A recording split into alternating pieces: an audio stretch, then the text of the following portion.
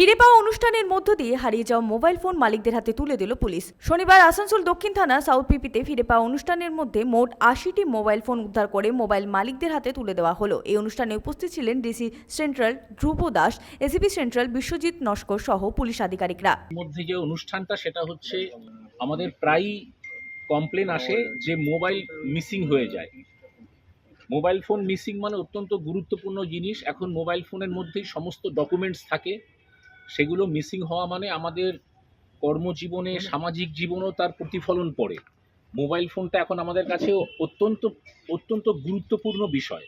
Mobile ফোনটা হারিয়ে গেলে পরে আমাদের কাছে প্রায়, যেহেতু আমাদের খুব কনজাস্টেড থানা এলাকা, সেন্ট্রাল জোনের আসানসোল সাউথ পুলিশ স্টেশন, প্রচুর এখানে মোবাইল ফোন মিসিং হয়।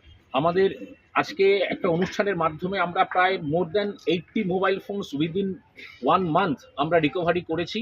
আজকে আমরা সেই ক্ষণ আমরা আপনাদের হাতে আজকে আপনাদের হারিয়ে যাওয়া মোবাইল ফোনগুলো ফেরত দিয়ে দেব। সঞ্জয় যাদব, 99 নিউজ বাংলা, আসানসোল।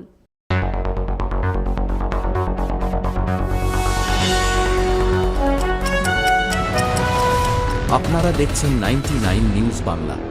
বদলাবো আমরা।